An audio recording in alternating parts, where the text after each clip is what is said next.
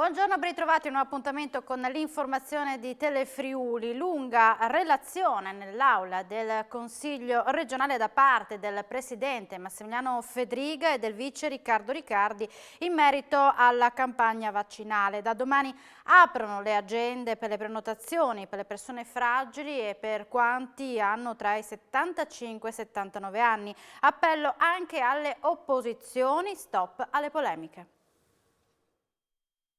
Apriranno domani le agende per le prenotazioni dei vaccini AstraZeneca nella fascia d'età 75-79 anni e per le categorie fragili definite da rigidi criteri. E questa è la novità emersa dalla relazione del governatore Massimiliano Fedriga e dal vice Riccardo Riccardi durante i lavori del Consiglio regionale.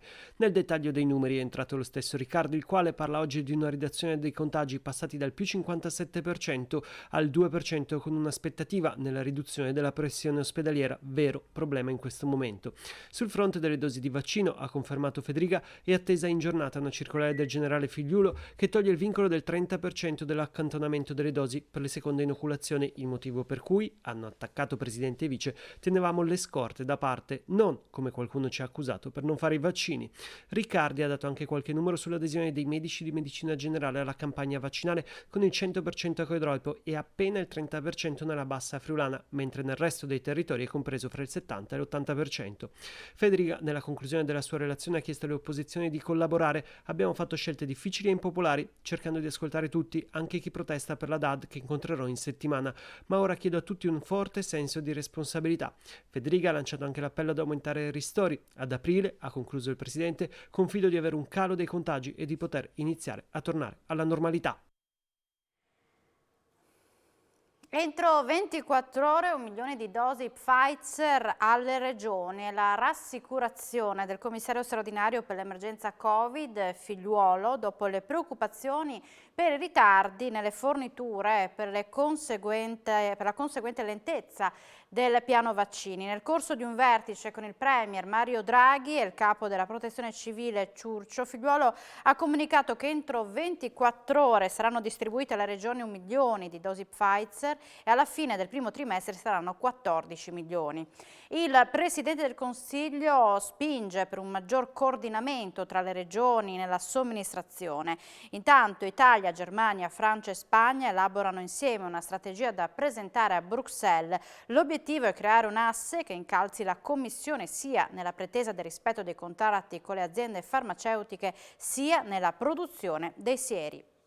Questa mattina nell'ufficio sanitario della Questura di Pordenone sono iniziate le vaccinazioni ai poliziotti in pensione nella fascia d'età 65-79 anni. Prima dose al presidente della locale Associazione Nazionale Polizia di Stato. La Questura di Pordenone, con il proprio ufficio sanitario, si mette ancora a disposizione della campagna vaccinale. Da oggi e fino a giovedì saranno immunizzati con le dosi di AstraZeneca i poliziotti in pensione della fascia di età tra i 65 e i 79 anni. La prima dose è stata inoculata questa mattina al cavalier Pietro Barbera, 79enne, presidente della locale sezione dell'Associazione Nazionale Polizia di Stato, alla presenza del questore Marco Odorisio. La somministrazione dei vaccini è curata dal dirigente dell'ufficio sanitario provinciale della Questura di Pordenone, Maria Chiarelli, con la collaborazione delle 2 infermiere dello stesso ufficio, d'intesa con l'Ufficio per il coordinamento sanitario della Polizia di Stato del Triveneto di Padova e l'azienda sanitaria del Friuli Occidentale. Prosegue così l'impegno sul fronte vaccinazione della Questura pordenonese, dove il 17 febbraio scorso era stata avviata la campagna vaccinale in ambito provinciale a favore non solo dei poliziotti della destra tagliamento, ma anche degli appartenenti al Comando Provinciale dei Vigili del Fuoco, dell'Amministrazione Civile della Prefettura e del Comando della Polizia Locale. Come ha sottolineato il questore Odorisio, questo impegno è la concreta testimonianza dell'essere a disposizione degli altri per far sì che si metta in sicurezza, grazie al vaccino, il maggior numero possibile di persone. Ampliamento dei posti letto per malati Covid all'ospedale di Gorizia. È stato attivato infatti un percorso di trasformazione che permarrà attivo fino a quando l'emergenza pandemica non rientrerà. Sentiamo cosa cambia.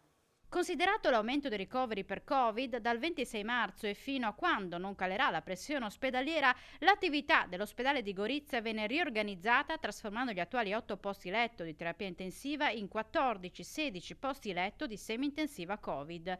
Come già attuato nella precedente fase pandemica, tutta l'attività chirurgica urgente ed oncologica indifferibile o tempo dipendente viene spostata nell'ospedale di Monfalcone.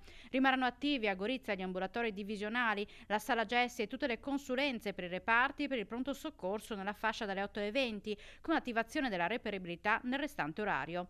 4 posti letto semi-intensivi monitorati resteranno a disposizione dell'unità di terapia intensiva cardiologica. Sarà sempre presente la guardia attiva cardiologica sulle 24 ore e garantite le consulenze per i reparti e per il pronto soccorso. Rimarranno attivi gli ambulatori chirurgici ed una parziale attività di elettrostimolazione. Le urgenze verranno trasferite presso l'unità di terapia intensiva cardiologica di Monfalcone. Anche la guardia anestesiologica sarà garantita sulle 24 ore ed eventuali urgenze verranno trasferite presso l'analoga struttura di Monfalcone. Tutte le altre attività rimarranno invariate. In questo modo l'ospedale di Gorizia avrà attivi in totale 65 posti letto Covid a media e bassa intensità e da 14 a 16 posti letto Covid semi-intensivi.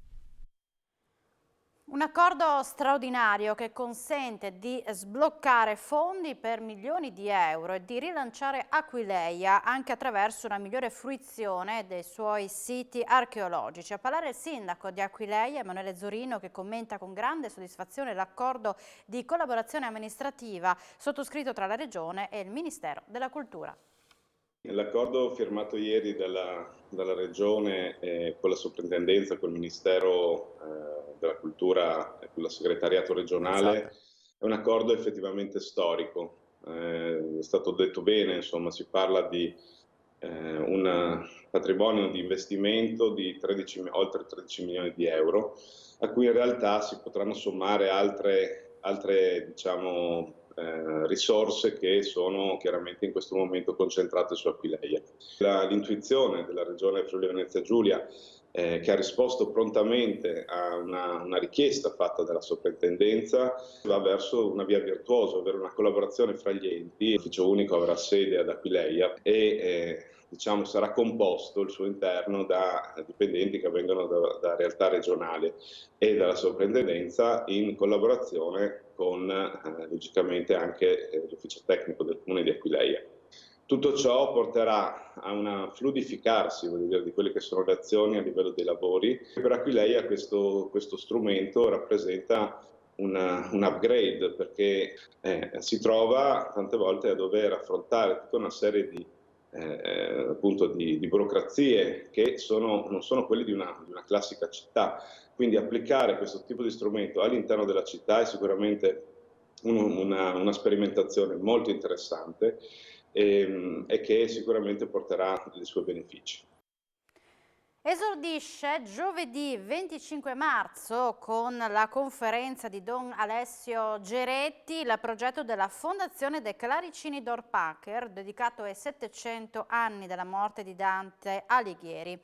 L'inaugurazione sarà dunque affidata a Don Geretti che giovedì a partire dalle 17 terrà la conferenza Dante, l'esperienza feroce e il sentimento acuto del nostro destino. L'incontro, che non potrà tenersi in presenza a causa delle restrizioni imposte dall'emergenza sanitaria, sarà trasmesso online sulla pagina Facebook Villa De Claricini. Don Alessio Geretti ripercorrerà la vicenda dantesca dal punto di vista personale e spirituale, ma anche dal punto di vista politico, precisa, perché l'opera di Dante è in grado di gettare una luce importantissima nella storia d'Italia, non soltanto del passato ma anche del presente. Don Geretti, direttore e curatore delle mostre del Comitato di San Floriano di Leggio, ripercorrerà il percorso di Dante, nel quale si ritrova sempre qualcosa di estremamente attuale e rilevante per l'oggi. La mia non sarà prettamente un'analisi letteraria per innamorati della poesia e della scrittura, spiega Don Geretti, ma sarà soprattutto un'analisi esistenziale e culturale della figura di Dante e della grandiosa esperienza che sta all'origine della Divina Commedia. Giovedì si svolgerà un piccolo viaggio dentro l'attualità di Dante, un incontro di prospettiva verso il futuro più che incontro di memoria di un grande del passato. Poche precipitazioni e comunque non sufficienti a mettere a riparo i boschi dagli incendi. Anche se non è stato decretato lo stato di massima pericolosità, è stato attivato un servizio preventivo di controllo da parte degli uomini del Corpo Forestale Regionale su tutto il Friuli Venezia Giulia. Attivati in queste settimane di clima sostanzialmente secco con scarse precipitazioni, i servizi di prevenzione e di pattugliamento del Corpo Forestale Regionale del Friuli Venezia Giulia per individuare per tempo lo sviluppo di incendi boschivi.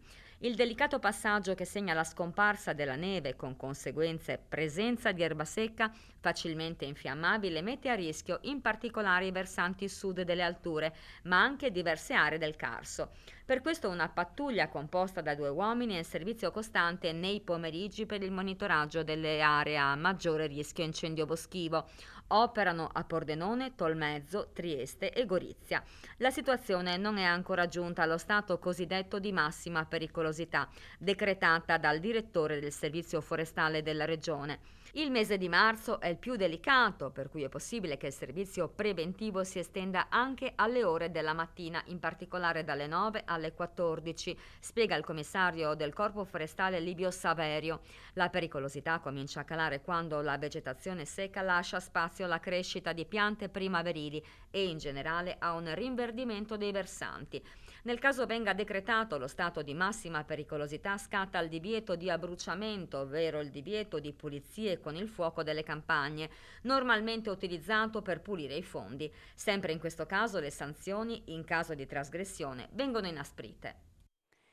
Si chiama Super Bonus 110% Digital Event ed è l'evento digitale promosso e organizzato da Udine Gorizia Fiere da giovedì 15 a sabato 17 aprile 2021 come anteprima dell'edizione di Casa Moderna che si terrà dal 2 al 10 ottobre. È un nuovo evento completamente incentrato sulle misure di incentivazione introdotte dal decreto legge rilancio del 19 maggio 2020 e che puntano a rendere più efficienti e più sicure le proprie abitazioni. Una grande opportunità che la fiera accoglie e sviluppa promuovendola sia verso le aziende e i professionisti del settore sia verso il visitatore digitale dell'iniziativa, ovvero verso tutti i potenziali fruitori della detrazione fiscale. Siamo in chiusura, ma subito dopo la pubblicità appuntamento con A voi la linea. Grazie per l'attenzione e buona giornata.